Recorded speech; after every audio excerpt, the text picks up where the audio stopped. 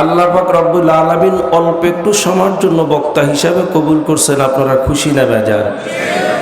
যেহেতু রাত্র গভীর বাবাজিরা, আমাদের প্রধান অতিথি চলে আসবে, পোস্টারে নাম দেখছেন আপনারা, এজন্য একটু কথা বলতে হয়। আমি আপনাদের সম্মুখে পবিত্র কালামুল্লাহ শরীফ থেকে 18 পারার সূরাতুল মুমিনুনের 114 নম্বর আয়াত, তার অর্ধেক আমি আপনাদের সম্মুখে তেলাওয়াত করছি। আল্লাহ যদি বাসায় এই প্রসঙ্গে একটু সময় আলোচনা করা হবে, আপনাদের কষ্ট হবে? বলেন কষ্ট হবে ভাই? হুজুর চলে আসতে আসতেই বয়ান শেষ হয়ে যাবে। তো আমরা এখানে যারা বসা আছি, আমরা সবাই এখানে কিসের জন্য আসছি বলেন তো? খাওয়ার জন্য? হাদিয়ার জন্য? কিছু পাওয়ার জন্য?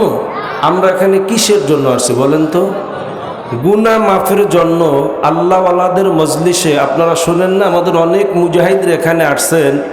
মরহুম পীর সাহেব হুজুর, বর্তমান পীর সাহেব হুজুর নায়েবে আমিরের জবান আপনারা বারবার শুনছেন যে কুল্লু আরবাইনা ওয়ালিয়াইন, যেই কোরআন হাদিসের মজলিসের ভিতরে 40 জন মানুষ বসা থাকবে, আল্লাহ পাক রব্বুল আলামিন ওই 40 জনের ভিতর থেকে একজনকে আল্লাহর অলি বানায়া গোটা মজলিসের দোয়াকে আল্লাহ তাআলা কবুল করে নিবে। এখানে কত 40 আছে বলেন? এখানে আল্লাহর অলিরা বসা আছে, কিন্তু আসলে আমরা ভাই দেখতে পারি না, আমরা চিনি না। আল্লাহওয়ালা মানুষ যারা, তারা আল্লাহওয়ালা লোক চিনে। কথা বলেন ঠিক কিনা? আজকে 2 দিন ব্যাপী মাহফিল চলতেছে। বলেন তো 2 দিন ব্যাপী মাহফিলে আল্লাহ যদি বলে যে আমি একজন মানুষকে হেদায়েত দান করব না, তো আপনি আমি হরতাল দিয়া, অবরোধ দিয়া, সব দাঁড়াইয়া, স্লোগান দিয়া মাপ করানো সম্ভব হবে একজনও? আর আল্লাহ যদি বলে যে আমি এই সব কয়জন মানুষ মাপ করে দিব, হয়তো কারোর সাথে কি আল্লাহর পরামর্শ করা লাগে নাকি? জোরে বলেন লাগে? লাগে না। তো এই জন্য ভাইরা, আপনারা মাগরিব থেকে শুরু করে এই পর্যন্ত অত্যন্ত মূল্যবান আলোচনা আপনারা শুনতেছিলেন। আমি আসার আগে যে মাওলানা সাহেব বয়ান করতেছিলেন, আপনারা শুনতেছিলেন যে জিবরাইল আলাইহিস সালাম তার পাখা সম্পর্কে বলতেছিল। কি বলেন ঠিক কিনা? আচ্ছা আপনারা বলেন তো, জ্ঞানী গুণী মানুষ প্রধান ফেরেশতা কয়জন? একটু জোরে বলেন। 4 জন। নাম বলেন তো? জিবরাইল, মিকাইল, ইসরাফিল, আজরাইল। আমাদের রাজাপুর থেকে এই পর্যন্ত 5-6 মিনিট লাগে হুন্ডায় টান দিলে। আমরা কিন্তু ওই রাজাপুরের ওই অঞ্চলের মানুষে কিন্তু আমরা আজরাইল দিয়ে ধরি। আমাদের কাছে একসময় জিজ্ঞেস করে দেখেন, আমরা বলবো আজরাইল, জিবরাইল, মিকাইল, ইসরাফিল। কিন্তু আপনারা জোয়ার বাদল, মহিষাগুলি, জেভিএমের মানুষ বললেন, আগে আজরাইলের সিরিয়াল দিলেন সবার শেষে। এতে বোঝা গেল যে আপনারা আজরাইলকে ভয় পান। কি বলেন তো? আচ্ছা, এই 4 ফেরেশতার কাজ, 4টা কাজে তারা নিয়োজিত। না জানে কেটা বলেন তো? আমরা সবাই জানি না। আজরাইলের কাজ কি জানেন না? না জানার মতন কোন শ্রোতা এখানে আছে নাকি? যে আজরাইলের ডিউটি, আজরাইলের কাজ এটা জানেন না কেউ আছে নাকি? এরকমের কেউ নেই। আচ্ছা, মিকাইলের কাজ কি? মেঘ বৃষ্টি পরিচালনা করা। কি বলেন ঠিকই না? গতকালকে প্রোগ্রাম ছিল দাঁড়িয়ালা কাসনা মাদ্রাসায়, বড় মাদ্রাসায় প্রোগ্রাম ছিল। তো দেখেন, মেঘ বৃষ্টি যে পরিচালনা করে, খুলনা থেকে রওনা দিলাম, হাড়িখালি পর্যন্ত ভিজতে ভিজতে গেলাম। এরপর ওদিক যায় দেখি বর্ষা হয় নাই। তাহলে নিশ্চয়ই তো চালায়। কি বলেন ঠিকই না? চালায় কে? মিকাইল আলাইহিস সালাম। তো আজরাইলের কাজ জানলাম, মিকাইলের কাজ জানলাম। ইসরাফিলের কাজ কি? একটু জোরে বলেন। ইসরাফিলের কাজ কি? সিংহায় ফুঁক দেবে। জিবরাইলের কাজ কি? জিবরাইলের কাজ কি? আরো জোরে বলেন। জিবরাইলের কাজ কি? জিবরাইলের কাজ হইল আল্লাহর পক্ষ থেকে ওহী নিয়ে আইসা, সংবাদ নিয়ে আইসা, খবর নিয়ে আইসা পয়গাম্বরদের কাছে পৌঁছায়া দেয়। আজকে ওলামা কেরাম যখন কথা বলে, তখন অনেক মানুষ হাঁ করে তাকায় থাকে। জিবরাইলের ক্ষমতা শুই না, আজরাইলের ক্ষমতা শুই না।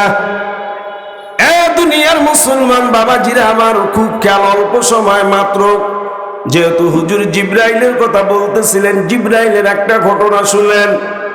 আল্লাহু আকবার। জিবরাইল আলাইহিস সালাম আল্লাহর নবী শেষ হওয়ার পরে, আল্লাহর নবী বিদায় হওয়ার পরে, জিবরাইল আলাইহিস সালাম আল্লাহর কাছে ডাক দিয়া বলে, মালিক, তুমি যে 8টা জান্নাত বানাইছো, আল্লাহ জান্নাত কয়টা? জোরে বলেন।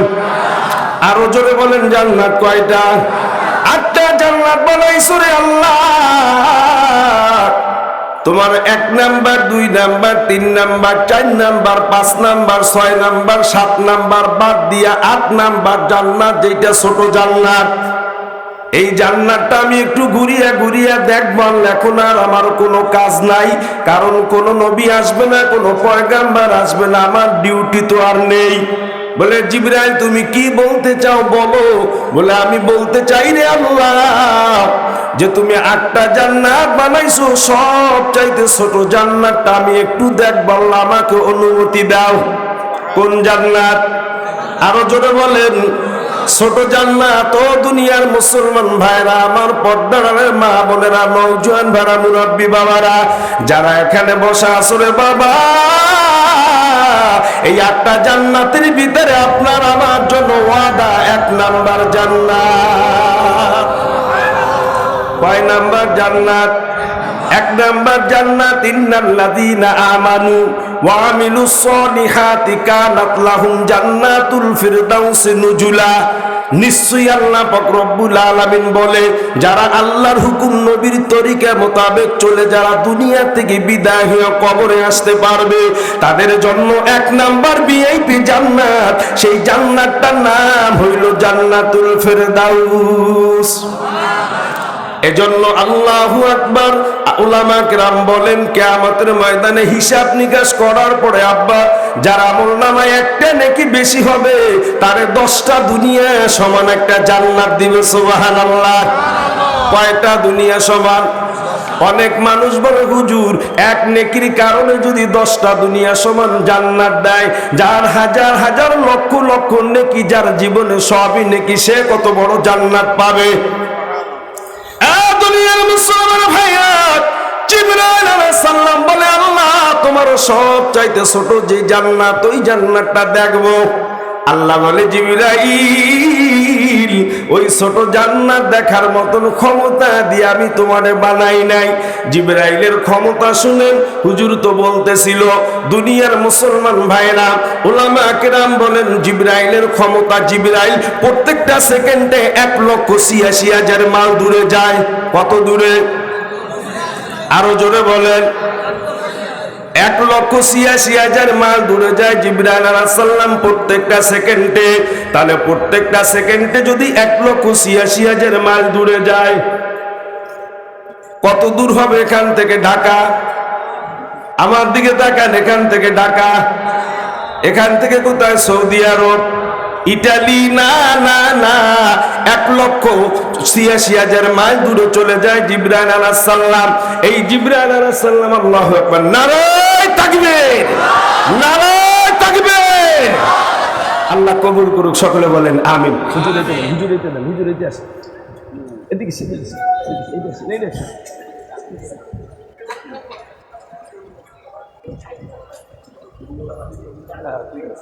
হয়ে গেল। ছাত্ররা আছে এত উঁচা কেন? কি ডুবে যায়? আলহামদুলিল্লাহ। মাদ্রাসার দুদিনব্যাপী মাহফিলের আজকে মাহফিলের প্রধান অতিথি ইতিমধ্যে আমাদের মঞ্চে উপস্থিত হয়েছেন। আমরা সকলে আবার বলি আলহামদুলিল্লাহ।